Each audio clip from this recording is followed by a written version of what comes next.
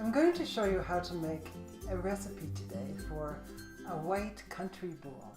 It's very easy to make and it sets up very quickly. And the great thing about it is you can leave it to proof for 2 hours, 4 hours. I've even left it to proof for 9 hours and come back and shaped it and baked it at that time. So it's pretty easy and I think you're going to love it. So let's begin. The first thing we're going to do is add water to the bowl. It can be warm water if you plan to make the bread quickly. If you're going to leave the bread for a long time to rise, use cold water.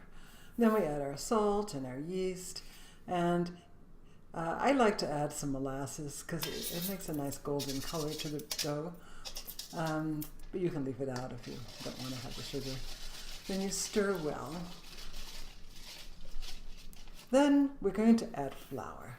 Now this is all-purpose flour, but you could use bread flour, and you could substitute in 1-2 cups of whole wheat flour instead.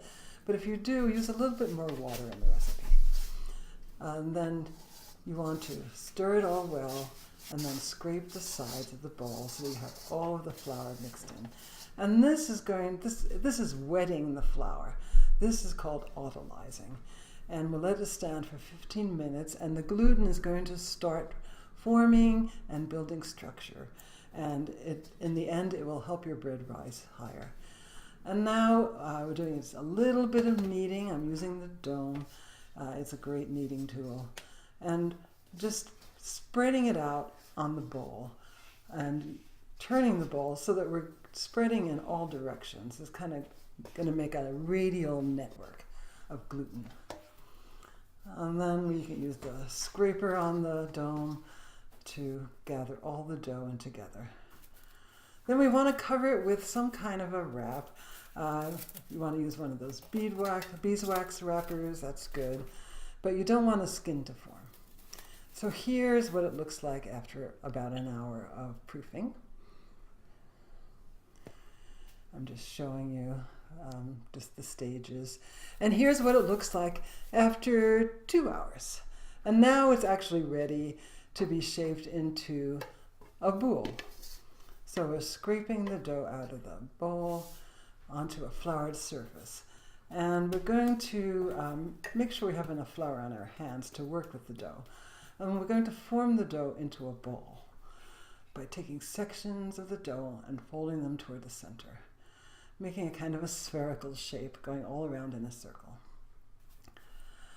And this, to ensure good oven spring, we want to have a tight surface to the dough, creating a lot of tension on the top. So we're just pulling the dough underneath in our hands, and it becomes like an elastic band.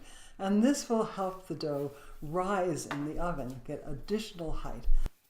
So we just place it on the baking pan on either parchment paper or some cornmeal or oatmeal or bran, and then let it rise until it's doubled in bulk. And when it's close to an hour or so, preheat the oven. And we're going to bake it until it's golden brown and allow it to cool before cutting.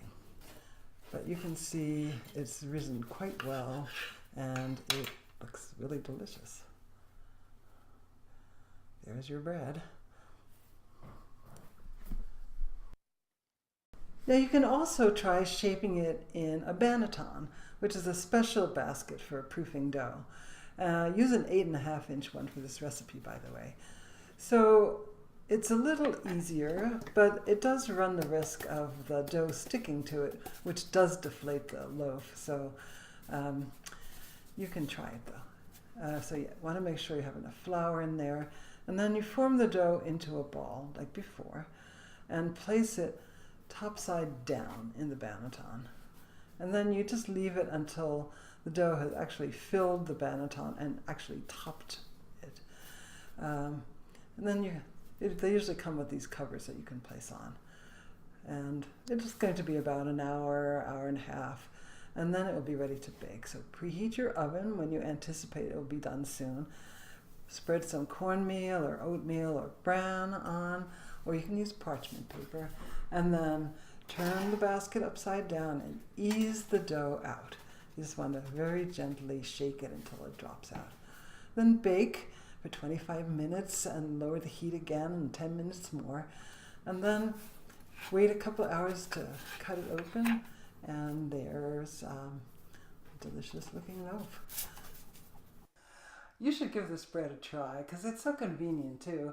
You can just leave the dough and take care of the things you want to take care of and come back and then bake it. And it comes out so delicious and it's easy.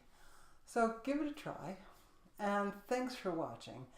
And I'm also going to make another video on this kind of bread that's going to be a little bit better. But it has a few more steps and you have to be around. So you can watch that one too, because it is a little bit better. But this one is just so flexible. I think you should give it a try. Bye.